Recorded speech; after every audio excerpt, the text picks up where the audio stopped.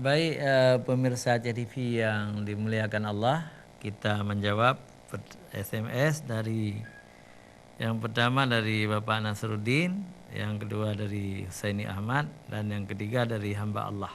Ya. Saya jawab yang ketiga dulu dari hamba Allah, karena ini menarik dari hamba Allah ini. Ya. Assalamualaikum Ustaz Amir. Waalaikumsalam warahmatullahi wabarakatuh. Saya ingin bertanya Ustaz, apakah perempuan-perempuan yang tidak memakai busana muslimah seperti jilbab, apakah mereka mengkhianati amanah Allah? Mohon penjelasan Tengku. Iya. Wassalam hamba Allah. Ya. Baik hamba Allah, ya, benar seperti itu. Ya, misalnya jilbab itu amanah Allah di dalam Al-Quran surah An-Nur ayat 31, ya. Dalam surah Al-Ahzab ayat 59. Tambah lagi hadis sahih riwayat Bukhari bahwa jilbab itu wajib hukumnya. Lalu ada perempuan-perempuan dewasa tidak berjilbab. Artinya mereka itu mengkhianati amanah Allah. Dan hari akhirat mereka itu mungkin akan disiksa oleh Allah di dalam neraka. Na'udzubillah min dzalik. Maka kita imbau kepada perempuan-perempuan yang sudah dewasa supaya berjilbab, karena jilbab itu wajib hukumnya. Jadi terima kasih hamba Allah telah bertanya.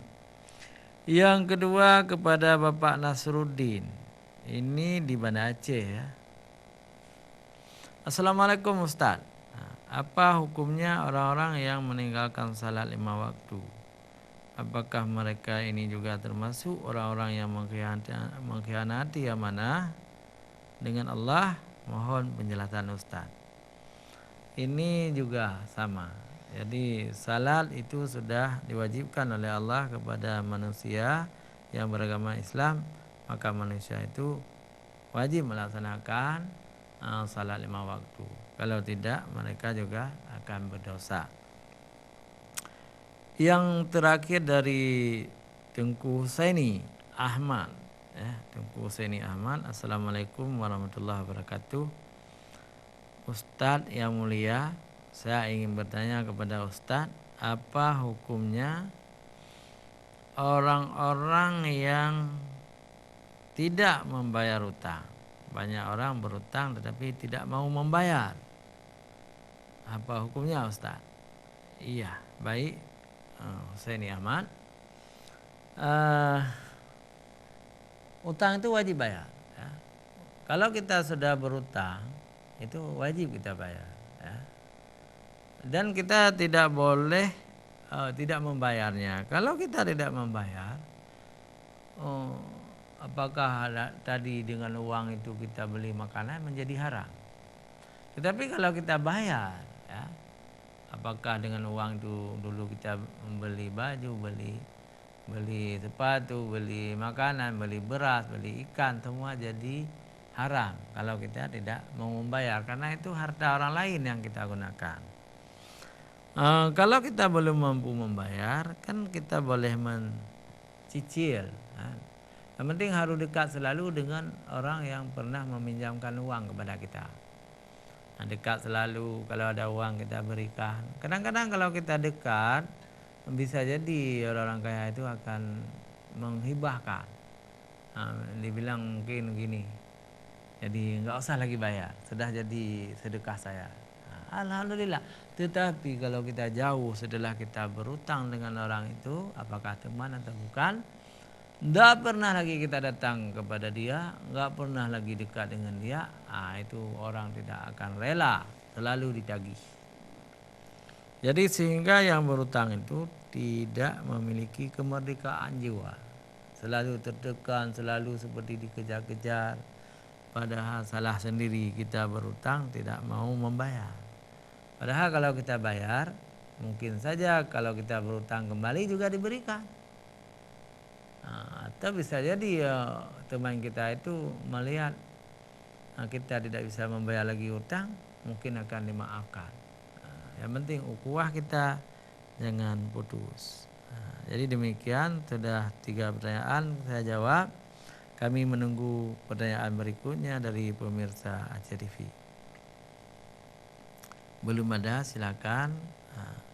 Telepon langsung juga boleh. Jadi sambil kami menunggu telepon interaktif atau SMS, saya ingin menambah sedikit tentang amanah ini.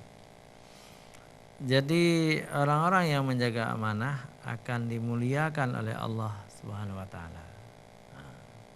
Baik amanah dalam bentuk ubudiyah kepada Allah maupun dalam bentuk silaturahim dengan sesama manusia. Dalam bentuk ubudiyah disebut juga hubungan vertikal, hablum minallah. Dan dalam bentuk silaturahim disebut hablum minan nas, jadi horizontal dia. Jadi ini harus kita jaga dan jangan ada yang berkhianat. Kalau kita berkhianat, kita akan rugi sendiri. Jadi dengan Allah diputuskan rahmat kepada kita, dengan manusia dibenci kita. Jadi jagalah amanah itu baik-baik, karena amanah itu adalah wajib kita laksanakan. Ya, sudah masuk SMS. Saya baca. Assalamualaikum warahmatullahi wabarakatuh. Waalaikumsalam. Ustadz, apakah orang-orang yang mencederai amanah, apakah orang itu kalau taubat diampuni dosanya? Mohon jawabannya. Ini hamba Allah juga, tidak ada nama ya. Tulis aja nama. Kami senang kalau ditulis nama ya. Jadi orang-orang yang mencederai amanah, maksudnya tidak melaksanakan amanah, tidak memenuhi amanah itu, tentu mereka itu termasuk dosa besar karena berkhianat ya, berkhianat. Kalau yang bersangkutan itu bertaubat kepada Allah SWT, minta ampun kepada Allah, Allah akan memberi ampunan. Jadi taubatnya diterima, dia semua dosanya itu dihapus. Orang tidak berdosa lagi. Ini kalau dosa dengan Allah, misalnya tinggal salat, tinggal puasa, tinggal zakat, haji. Tapi dosa dengan manusia tidak cukup dengan taubat kepada Allah. Dosa dengan manusia itu tidak bisa diampuni oleh Allah. Jadi manusia, yang bersangkutan harus minta maaf kepada manusia. Tidak bayar hutang misalnya atau berkhianat hal yang lain, minta keridhaan dulu dari yang kita khianati. Meminta maaf itu kepada yang kita khianati itu wajib. Salah satu syarat kita bertaubat. Bagaimana kalau yang bersangkutan nanti tidak memberi maaf? Tidak ada maaf bagimu, dibilang.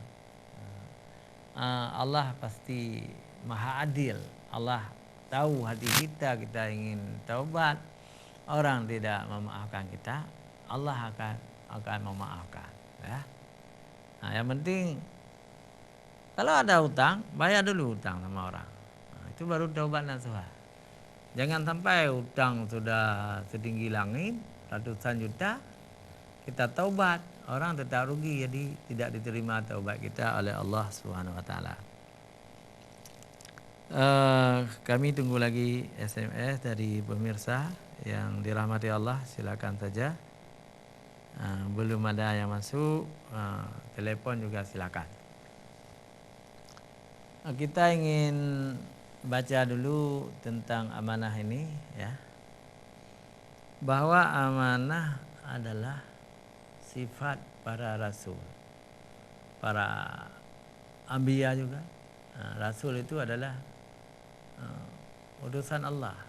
Para rasul lebih tinggi kedudukannya dari para anbiya.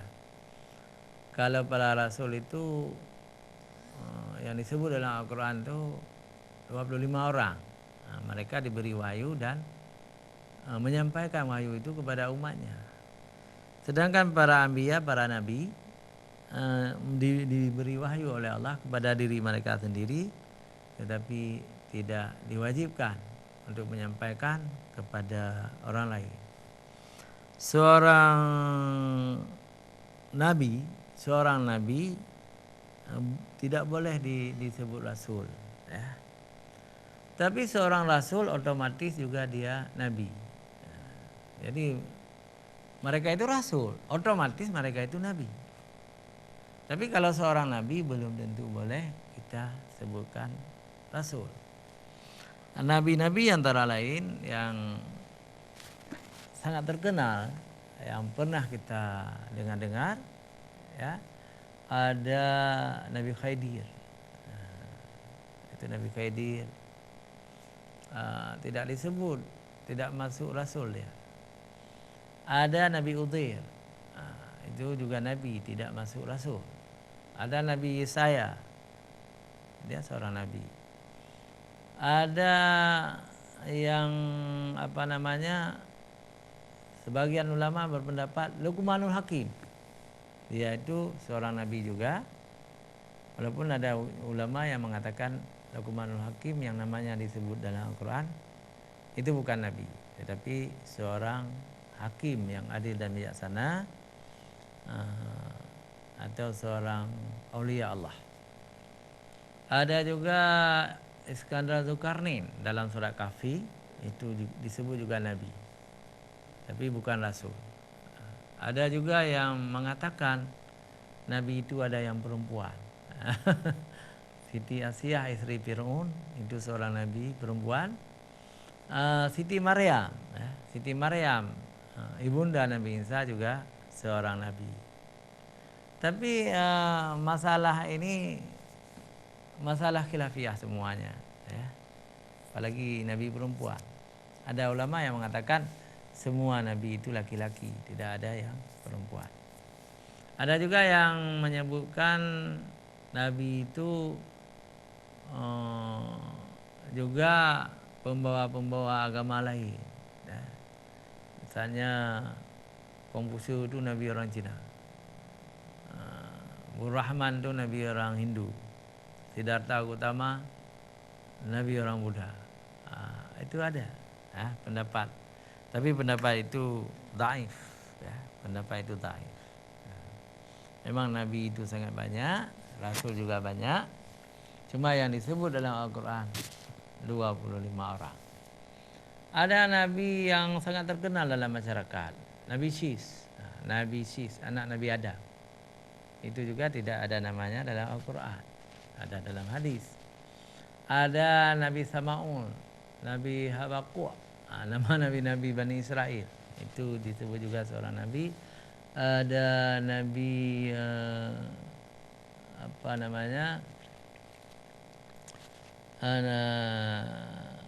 banyak sekali nama, ya, tapi tidak disebut dalam Al-Quran.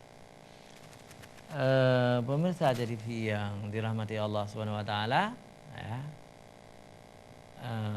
yang penting adalah kita beriman bahwa para nabi dan para anbiya adalah orang-orang yang telah diangkat derajatnya oleh Allah, orang yang dimuliakan oleh Allah, dan mereka itu akan masuk surga. Hanya Allah yang tahu siapa nabi-nabi yang tidak disebut namanya dalam Al-Quran. Karena nabi itu sangat banyak, ya. Para rasul, konon para nabi sekati 2 laksa, 1.400 orang. Itu para nabi. Sedangkan para rasul itu sekitar 13.000. 1.300. Yang disebut namanya dalam Al-Quran rasul itu 25 orang. Dari 25 orang ada 5 orang yang ulul azmi. Arti ulul azmi, banyak sekali cobaan kepada mereka itu. Perjuangan mereka lebih berat, maka Allah menghargai mereka. Yang pertama Nabi Nuh alaihissalam. Nabi Nuh berdakwah sampai 1000 tahun. Tapi sangat sedikit orang yang beriman, sehingga Nabi Nuh berdoa kepada Allah. Allah mengabulkan doa Nabi Nuh, datang banjir besar yang menenggelamkan bumi. Sedangkan Nabi Nuh diselamatkan dengan kapal. Kapal itu dibuat oleh Nabi Nuh alaihissalam atas bimbingan malaikat. Jadi Nabi Nuh termasuk ulul azmi. Yang kedua yang ulul azmi adalah Nabi Ibrahim alaihissalam. Itu juga berat sekali perjuangannya menghadapi Raja Fir'aun, dibakar dalam api tapi tidak terbakar. Nabi Ibrahim juga diberikan tugas oleh Allah untuk membangun Ka'bah di Makkah. Jadi berat perjuangannya, maka Nabi Ibrahim juga ulul azmi.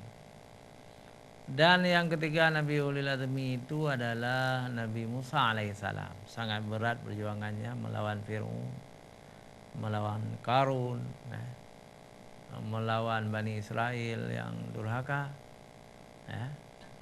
Setelah diberi nikmat oleh Allah, mereka itu ingkar, tidak beriman.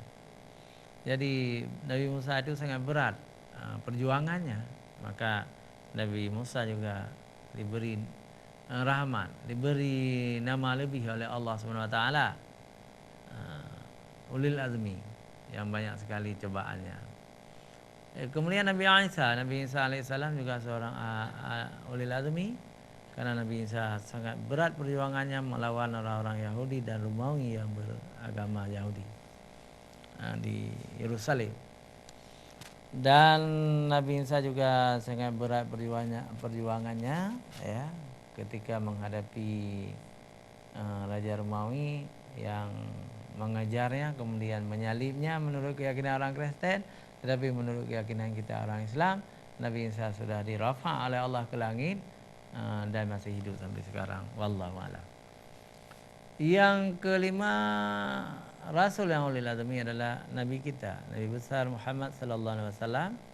Sangat berat perjuangannya melawan orang-orang kafir musyrik penyembah patung di Makkah, ya.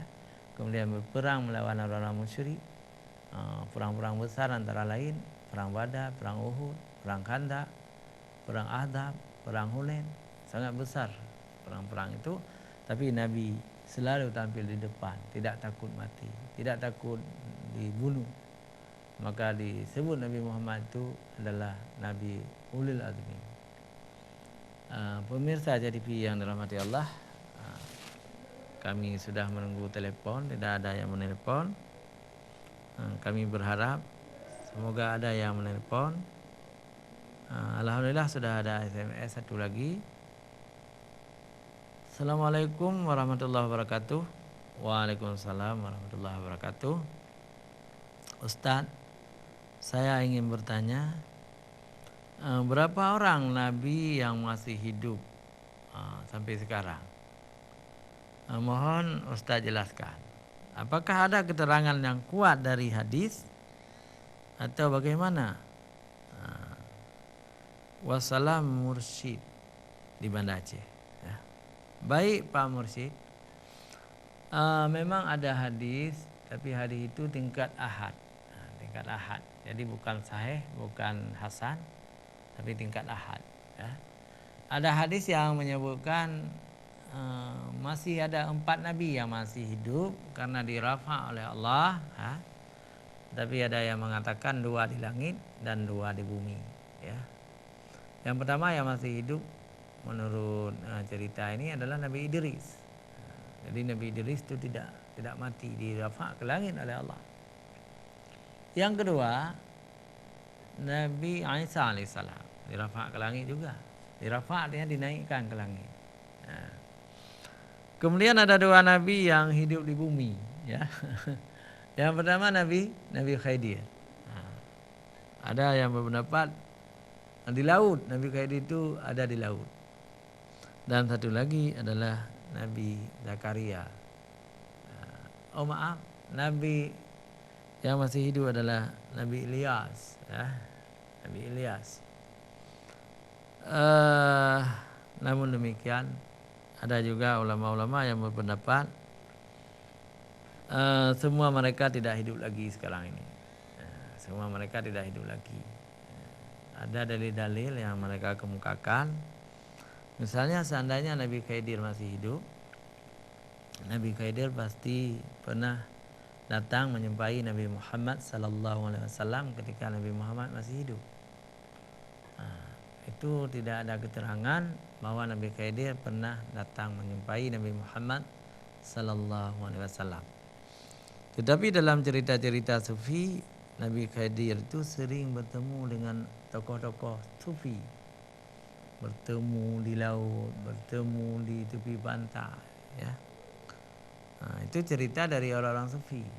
Tetapi Rasulullah tidak pernah menyebutkan bahwa beliau pernah didatangi oleh Nabi Khidir. Juga nabi-nabi lain yang dikatakan masih hidup. Ada juga hadis dari Rasulullah sallallahu alaihi wasallam, kalau ada orang dari umatku itu usianya tidak lebih dari 100 tahun. Satu hadis lagi, siapapun yang hidup di zamanku adalah umatku. Kalau demikian, misalnya Nabi Khidir masih hidup, atau Nabi Ilyas atau Nabi Isa masih hidup, berarti umat Nabi Muhammad sallallahu alaihi wasallam. Jadi ada juga pendapat yang mengatakan memang betul mereka itu masih hidup, tapi hidup di sisi Allah, tidak sama dengan kita. Kalau kita tua malah sampai tua bangka, kalau panjang umur sampai kita tidak bisa berdiri lagi di dalam tikar, kemudian kita mati. Tetapi kalau hidup di sisi Allah, misalnya benar Nabi Khidir masih hidup, Nabi Isa masih hidup, jadi mereka itu muda-muda dan segar, tidak dituakan, usianya tidak dituakan lagi. Usia boleh berabad-abad, tetapi fisiknya tidak dituakan lagi, sehingga gaib. Jadi gaib, secara gaib. Kita harus beriman secara gaib. Allah yang tahu di mana mereka, Allah yang tahu apa kerja mereka sekarang ini, Allah yang tahu. Jadi kita umat Islam tidak perlu menghabiskan energi tentang berpikir masalah-masalah Nabi yang masih hidup dan Nabi yang sudah wafat. Baik pemirsa JTV yang dirahmati Allah Subhanahu wa taala, kita masih menunggu SMS. Silakan SMS, kita akan baca. Ya. Ya, masuk sekarang dari Idris, ya. Idris Lambaru Skype nih, ya. Assalamualaikum warahmatullahi wabarakatuh. Waalaikumsalam warahmatullahi wabarakatuh. Ustaz Amir, saya ingin bertanya kepada Ustaz, apa hukumnya orang-orang mengemis? Mereka itu kuat, tidak cedera, bukan orang muda, bukan orang pincang, tapi fisiknya kuat, tetapi mereka merekayasa. Misalnya pura-pura lemah, bahkan ada yang membalut lututnya dengan kain seolah-olah dia itu cedera, luka. Tolong Tengku menjelaskannya. Wassalam Idris Lambaru Skype, ya. Baik Tengku Idris atau Bapak Idris dari Lambaru Skype. Jadi meminta-minta itu memang kurang digalakkan oleh Allah dan Rasulnya, kurang digalakkan. Kalau kita memang betul-betul, ya, tidak bisa cari makan, betul-betul kita tidak punya, itu boleh meminta-minta. Dan orang-orang kaya juga wajib membantu orang miskin itu. Mereka disebut dengan sa'ilin, orang-orang yang minta-minta. Tetapi kalau ada kelebihan, orang kaya dia banyak di rumah, semua ada, ya, lalu meminta-minta, kemudian menabung uang itu sudah beratus juta di bank, hasil meminta-minta, itu orang itu akan dibenci oleh Allah SWT dan rezekinya itu tidak akan berkat. Dan yang paling sedih lagi, hari akhirat nanti orang-orang yang punya, orang-orang yang banyak rezeki tapi meminta-minta, di hari akhirat waktu dibangkit nanti oleh Allah di padang mahsyar, mereka itu tidak ada daging di mukanya, yang ada adalah tulang. Na'udzubillah min dzalik. Jadi meminta-minta itu dibolehkan ketika kita tidak punya. Tapi kalau sudah banyak uang, jangan meminta-minta lagi. Lebih baik uang itu kita gunakan untuk kita jual apa saja ya. Beli buah-buahan kita potong-potong, kita bersihkan, kita jual. Itu lebih mulia ketimbang tangan di bawah minta-minta gitu. Tidak bagus. Ya, masuk lagi ini. Assalamualaikum warahmatullahi wabarakatuh. Tengku Amir, bagaimana kalau orang yang meminta-minta itu untuk pembangunan masjid atau pembangunan daya? Mereka datang dari luar daerah ke Banda Aceh. Wassalam, ampun. Bagaimana nih jawabannya? Sama saja sebenarnya ya. Jadi orang minta derma ini ya. Orang minta derma biasa santri yang dipilih iklan lah. Pemirsa jangan kemana-mana. Saya akan melanjutkan jawabannya setelah jeda iklan berikut.